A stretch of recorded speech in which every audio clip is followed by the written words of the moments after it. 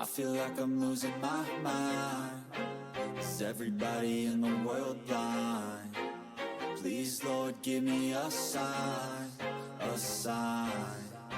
I feel like I'm losing my mind. Is everybody in the world blind?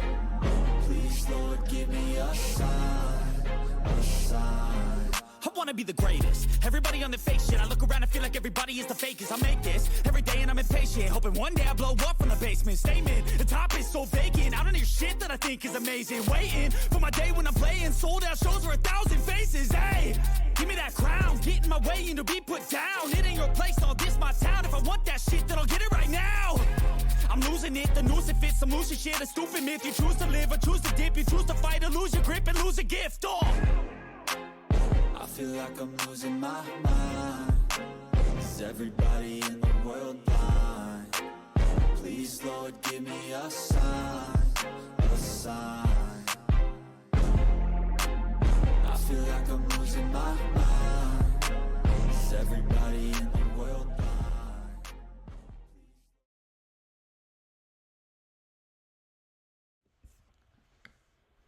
Welcome back to the GSMC Dead Ball Sports Podcast, hosted by GSMC Sports Network.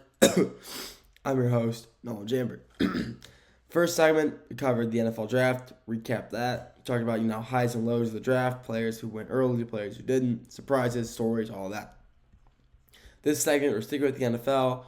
We're talking about the Cleveland Browns quarterback room, one of the quarterback rooms of all time, that's for sure. After this, we're going to the NBA, talking about the playoffs, preview the games for tonight, recap the games from this weekend, and talk about the Eastern Conference NBA playoffs. Just the Eastern Conference, I want to talk about that. Just it's an interesting story going on over there. Before we get to any of that, though, tips and donations.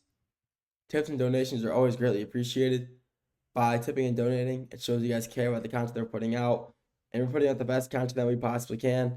So if you want to tip or donate, show appreciation for what we do.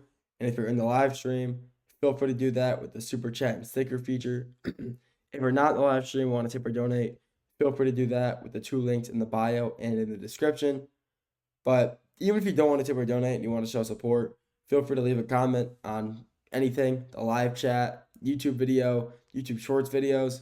I mean, it's always great just being able to talk to the fans. I mean, they leave comments. We want to talk to you guys. It's our job. It's what I'm doing because I like to do it, talk sports. And by being able to, interact with people listening or watching and show, they're paying attention, listening, it really means a lot. And when they ask questions, it's the best. So I get to talk to the fans, talk to the people who, kind of build what we got going on over here. So feel free to comment if you wish. But if you want to show support and you're in the live stream, like I said, feel free to tip or donate with the 2 links in the bio and description if you're not in the live stream, and if you're in the live stream, the super chat and sticker feature. With that being said, let's get into topic number 2 for today. The Cleveland Browns now have 5 quarterbacks in the quarterback room, and those 5 being Deshaun Watson, Kenny Pickett, Joe Flacco, and the 2 new draftees, the 2 rookies, Dylan Gabriel and Shadur Sanders. This has got to be one of the most interesting quarterback rooms of all time.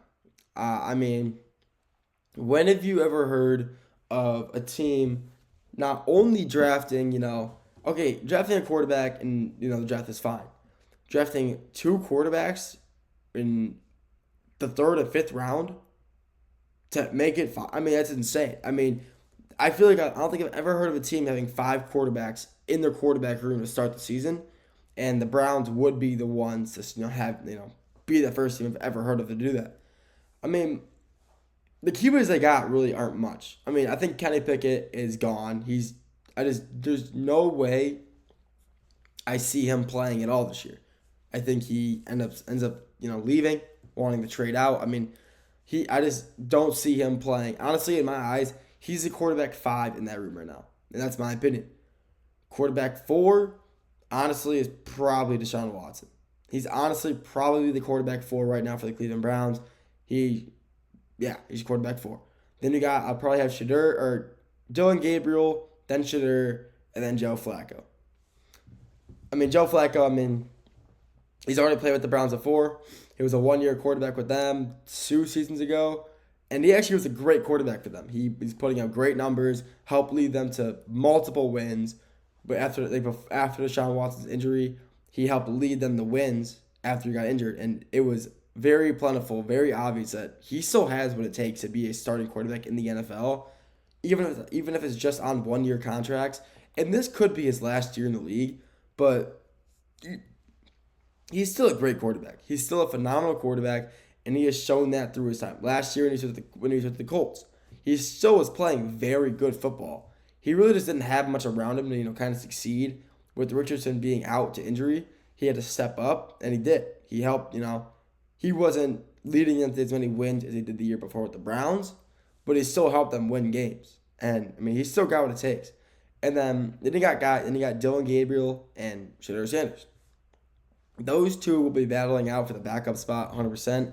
I think Shedeur will honestly probably beat him out. Shedeur Sanders, there was no reason for him to get disrespected as much as he did in this draft. He was a phenomenal quarterback. Yes, I mean, his interviews must have been horrible for him to drop all the way from the top 10 pick, top first round pick at least, to a 5th round pick. I mean, there's no way. His interviews must have been just horrible. But he's still, skill-wise, he was the best quarterback in this draft, by far. He had the worst O-line in college football this year, by far, and he still put up the best numbers. Yards, completions, touchdowns, all that. He did have some, he took sacks.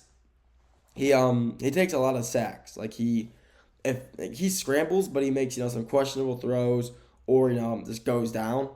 And every quarterback does it, but he does it a lot more frequently, I guess you could say, than most quarterbacks. He's still a phenomenal quarterback, but I mean, there was just no reason for him to fall to the 5th round. Absolutely no reason for him to fall all the way to the 5th round of the NFL draft. No reason at all. Then I'll say Dylan Gabriel is probably gonna be the 3rd string. Heisman finalist, great quarterback for Oregon. I mean, Dylan Gabriel was a great quarterback this year. I mean, like I said, he's Heisman finalist. You're not a Heisman finalist for no reason. He was the only person in that Heisman room this year he was one of the 3 quarterbacks, what I meant to say. Gentee was the only running back, and the other 3, it was weird. I mean, he was a great quarterback. He really helped Oregon this year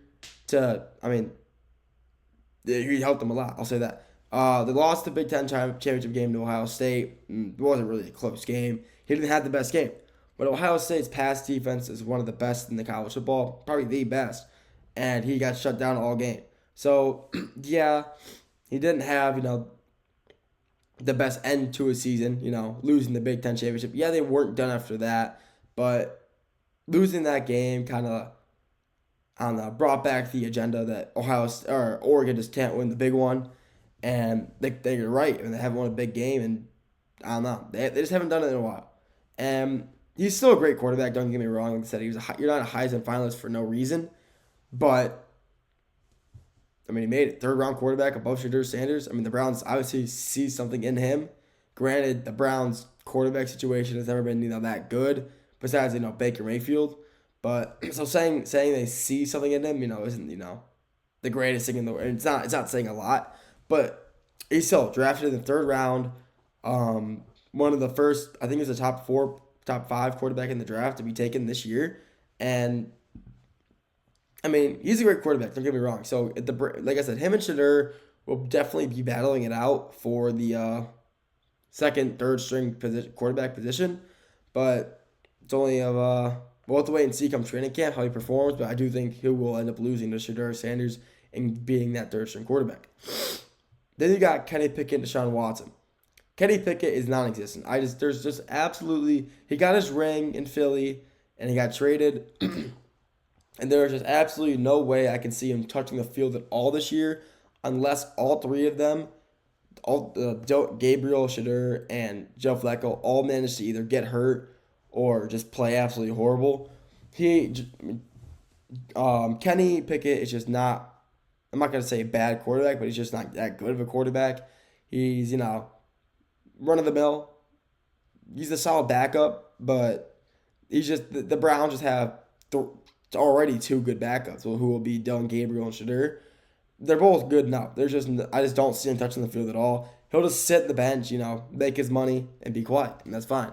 And then obviously Deshaun Watson, he's out, another Achilles injury. I mean, it does suck. The Browns signed that guy for guaranteed like $250 million, and him being out for 2 seasons basically. It does suck.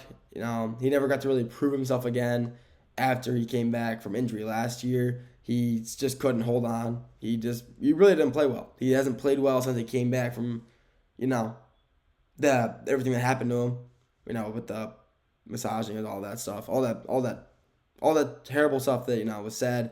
It was, he was playing in the NFL. So I guess it wasn't really proven false or true or whatever, but he never got to really prove himself and save his name and likeness from the media. And with him being injured and playing so bad last year, he's still just going to forever be that guy who just was a complete bust, came from Houston to Cleveland and just lost it. Completely lost the ability to play football, and he will forever just be the guy who stole $250 million from the Cleveland Browns, and that just kind of sucks because he's a phenomenal quarterback in college at Clemson, phenomenal at Houston, and that's going to be his legacy, the Browns bust quarterback, which sucks, but the Cleveland Browns quarterback room is one of the most interesting quarterback rooms of all time, and it's got some potential. I mean, there's a lot of upside in that quarterback room, especially their backups, who will probably be Shadur and Dylan Gabriel, but it's going to be fun seeing how these guys match up, play against each other in training camp, spring training,